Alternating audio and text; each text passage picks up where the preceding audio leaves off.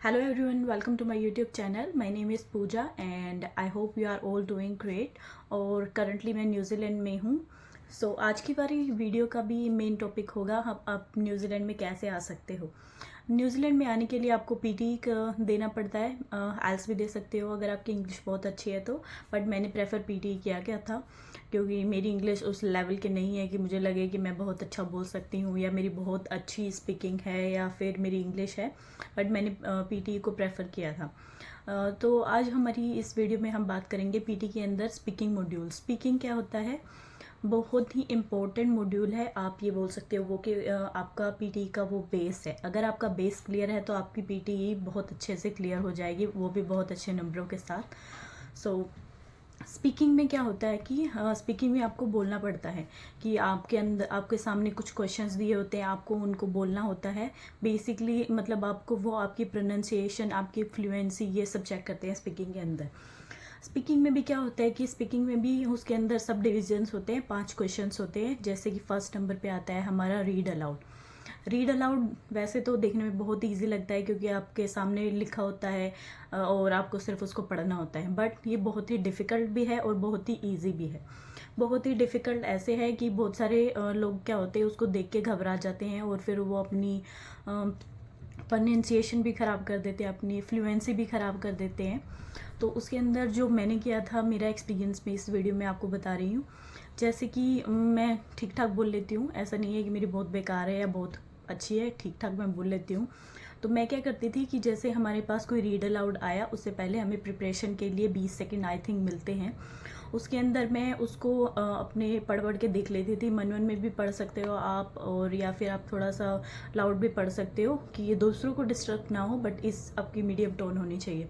उसमें आप पढ़ के देख सकते हो. दूसरा आप क्या कर सकते हो, उसके अंदर आपको जो डिफ़िकल्ट वर्ड लगते हैं, जिनकी प्रोनाउंसिएशन आपको लगता है कि आप ये नहीं बोल पाओगे, तो उनको प्रिपरेशन के टाइम ही उन वर्ड्स को स्किप कर दो. जैसे कि सपोज़ एक लाइन लिखी हुई है, I am going to school. आपको लगता है आप just, I am giving just an example, school आप नहीं बोल पाओगे तो आप उसको छोड़ दो, जस्ट बोलो I am going to, and then second line पे आप जंप कर दो. बट ये आपकी एक फ्लुएंसी के अंदर होना चाहिए कि आप एक वर्ड स्किप भी करो और उसको आपको पता भी ना चले आपकी, ना ही उसकी वजह से प्रोनाउंसिएशन ख़राब हो, ना ही उसकी वजह से आपकी फ्लुएंसी ख़राब हो. ये कर सकते हो आप. और हर रोज़ कम से कम आप 50 तो डेफिनेटली रीड अलाउड पढ़ के देखें और प्रैक्टिस करें आप एपी यूनि में से ही. बहुत सारे लोग होते हैं कि यूट्यूब से प्रैक्टिस करते हैं. यूट्यूब पे आप स्पीकिंग सेक्शन लिखोगे रीड अलाउड, तो वो आपको डे बाय डे के दिखाने लग जाता है. बट प्रेफर करो कि एपी यूनि में से ही पढ़ो, क्योंकि जो हमारा मेन एग्ज़ाम होता है उसके अंदर हमारी एपी यूनि से ही 90% क्वेश्चन रिपीट होते हैं. मेरे तो हुए थे.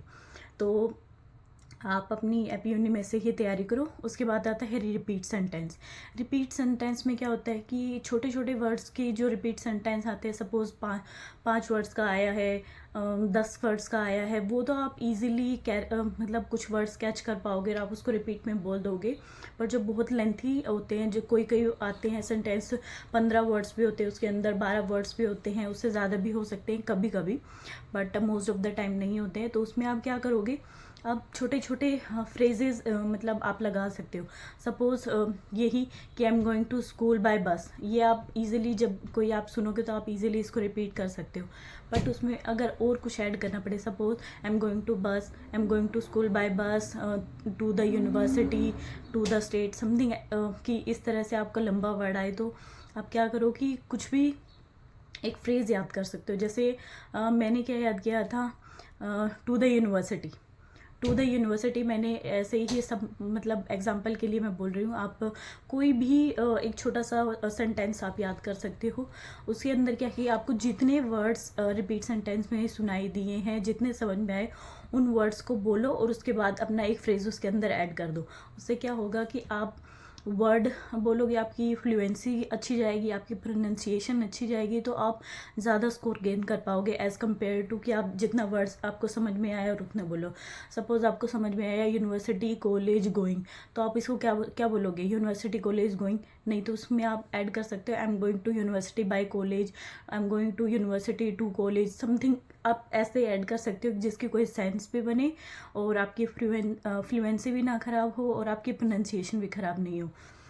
थर्ड सेक्शन आता है हमारा इमेजेस।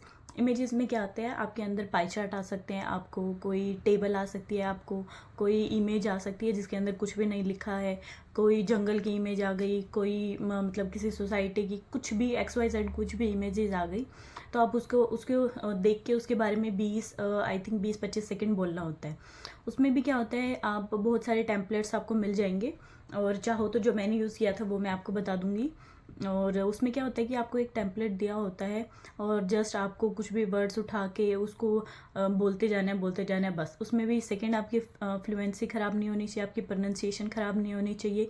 जो वर्ड्स आपको डिफ़िकल्ट लगते हैं आप उनको स्किप कर दो, आप उनको पढ़ो ही मत, बोलो ही मत, बस एक टेम्पलेट है, याद कर लो, आई कैन सी बोलते रहो बस। बहुत मतलब कि मेरे 90 आउट ऑफ 90 भी आए हुए हैं जब मैं अपनी प्रैक्टिस करती थी इमेजेस की। तो बहुत ही अच्छा टेम्पलेट है, और ज़रूरी नहीं है कि आपको बहुत सारे टेम्पलेट्स फॉलो करने हैं जिसके अंदर बहुत सारा ज़्यादा मतलब लिखा हुआ हो वही बोलने, नहीं ऐसा कुछ नहीं है। बस आपकी फ्लुएंसी और प्रोनाउंसिएशन देखते हैं, AI को ऐसा कुछ नहीं पता होता। तो आप बस वही कुछ कुछ वर्ड्स लिख के अपने कॉपी पे लिख सकते हो जब आप इमेज, आपको प्रिपरेशन के लिए टाइम मिले, और उसको देख के बस पढ़ना है, ठीक है। और उसके बाद आता है हमारा रिटेल लेक्चर। रिटेल लेक्चर में क्या होता है कि आपको 10-20 सेकेंड की वीडियो है, वीडियो भी आ सकती है, ऑडियो भी आ सकती है, आपको वो सुननी होती है, और अपने नोटपैड के अंदर आपको कुछ कुछ कीवर्ड्स उसमें से जो आपको समझ में आए वो आपको नोट डाउन करने होते हैं। उसके बाद क्या होता है कि उसका भी एक टेम्पलेट है, मतलब द लेक्चर वॉज अबाउट, मतलब ऐसे करके। तो आप एक तो आपको पूरे लेक्चर में क्या समझ में आया, क्या आपका टॉपिक हो सकता है, उसके बारे में बताना है फर्स्ट। तो उसके बाद हमें जो समझ में आया, he told me about, he told me about, he told me about. मैंने तो ऐसे ही किया था और मेरे नंबर भी अच्छे आए थे, मतलब ठीक है मैं पास हो गई थी। बट ऐसा नहीं है कि आपको इसके अंदर भी बहुत सारे टेम्पलेट्स फॉलो करने हैं, नहीं, जस्ट एक सिंपल टेम्पलेट है, आप उसको पढ़ो, याद करो, और जस्ट बोल दो कि इनफ है, वो आप अच्छे से क्लियर कर पाओगे अपना एग्ज़ाम। और उसके बाद आता है हमारा one word answer. One word answer का क्या है कि आपको प्रैक्टिस करने की बिल्कुल भी ज़रूरत नहीं है। अगर आप चाहो तो 5-10 हर रोज़ प्रैक्टिस कर सकते हो, बट ये मतलब है कि ज़रूरी नहीं है, क्योंकि उसमें कहीं से भी क्वेश्चन आ जाता है और आप वो स्किप भी कर दोगे। आपको क्वेश्चन आपको सुनाई दिया, आपको कुछ भी वर्ड उसके अंदर सुनाई दे, आप उसको बोल दो और नेक्स्ट कर दो बस। क्योंकि ये 5 से 7 आते हैं आई थिंक, और इतने इम्पोर्टेंट नहीं है, बट जो पहले वाले 4 हैं वो बहुत ज़्यादा इम्पोर्टेंट है, तो आप इसको स्किप कर सकते हो। बट एग्ज़ाम में आपको इसको स्किप नहीं करना है, आपको जो भी समझ में आए वही आंसर का एक वर्ड इसके अंदर बोलना होता है, 1 वर्ड 2 वर्ड आप बोलो और नेक्स्ट कर दो। ब्लैंक बिल्कुल नहीं छोड़ना है, आप कुछ भी आपको समझ में आए कुछ भी उसमें बोल दो और नेक्स्ट कर दो। और यही बस स्पीकिंग मॉड्यूल होता है, यही 5 क्वेश्चंस होते हैं जो आपको हर रोज़ प्रैक्टिस करनी है।